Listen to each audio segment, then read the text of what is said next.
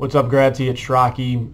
Just put a little video together for next year's house program, and kind of to show you what I did when I was in Fort Wayne, and then kind of how I progressed it this year at trying to give you some ideas and hopefully help with the house league coaches and the select coaches moving forward for next year. Start out, the first thing I did is I created this Google Doc, and what this does is it allows the coaches to fill in for every single practice they have all year long. So that way I know how many coaches I'll have on the ice for the practice plan, and then that way you know if you need Preston or if you need to hire extra work to be out there during house league practices. What I typically try to do is I try to make sure that I've got a coach for every station, and then whoever my top instructor is, whether it would be myself or Preston or some of the better instructors here, to kind of go through when they're doing the stations and coach the coaches on how to run the stations more effectively or efficiently. And this is just an example, so you can see, like on November 5th, for example, the 6Us and 10Us have to practice at the same time, since we only have 2 hours of ice for 3 divisions, so we always have 2 divisions that have to split. So you see, for this 5:30 practice, I've got 2 instructors that signed up. I've got 2 coaches for 10U, 12U, and I've got 3 coaches for 6U, 8U. So because we have new coaches in Angola, I like to use the instructors that play on the hockey teams to do a lot of the skating drills and demonstrations, and then these coaches are just out there to help kind of run the stations. But I think this is a good way to keep the coaches accountable, and that way, like I said, you have a way of kind of helping out with your budget, to know if you've got an overabundance of coaches on the ice, and maybe you don't need to have an instructor out there if you're going on the ice for that practice. And then the other thing I like to do here, so this is an example of a practice plan, and if you do the Google Doc and you know who your coaches are, then you can send these out like early in the week so the coaches can look at it. And this is I just did a mock one of like what a Canland practice would look like. So you see, I just put Friday, March 22nd. This is 10U practice plan, 6 o'clock, and then I put here it's only a 50-minute practice. So obviously this USA hockey practice plan, the majority of them are 60 minutes. So right here, you see where I cut out. I cut out this 5 minutes here, and then I had to find a way, and then I just took a minute out of each station, and I took 3 minutes off of this last little game to get it down to 50 minutes.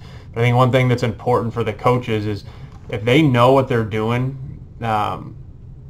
like early in the week, then they have time to look at their stations, and then the practices run a lot better. Whereas if they don't know what they're doing right when they get out there, then it takes time for them to find out where they're at in the ice. So one thing I always do is I always put like lobby end, benches, zam end. As you know, like if you could tell the coach, you could draw, you could tell who is it, Parks, that you're in station 1, but he might actually set up station 1 down here, and then it takes 3 minutes to get those tires or whatever it is to the other end of the ice. So I think that's important that the coaches know like the proportions and where they're at on the ice.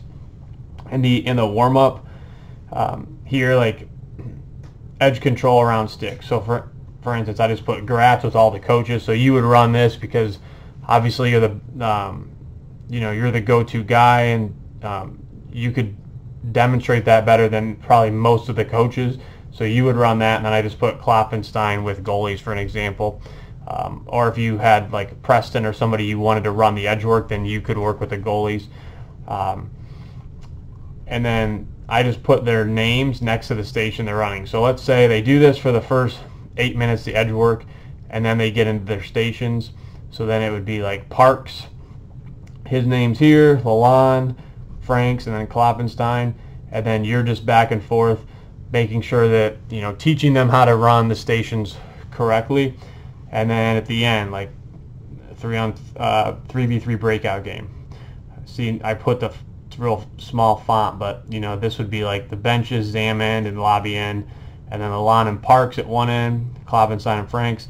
I think one thing too that's important is that, you know, you explain to the coaches. This is one thing that I find that I struggle with if I don't mention it to the coaches is, you know, after the edge control, right, after the warm-up, I'll go into the middle and I'll separate the kids based on their skill into the 4 different stations.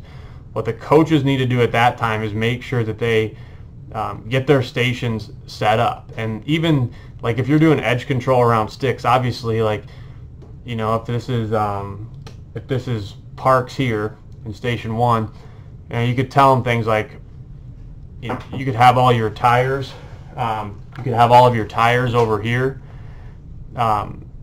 during the edge work, just so he doesn't have to run to the bench and get them and waste time setting that station up for that first group. So, and then this is just, and then this way you could get this out Monday or Tuesday. The coaches can see it, and then even to take it one step further, what I've done is, I don't know if you have these capabilities, but I got a webcam, which is nice. So I'll actually, and I put this in the email so you can look at it to see an example. But I'll actually go through and I'll like go through their stations. So it's like, for example, for like let me fix the camera here. So for example, for Parks, he's got the let me stand up.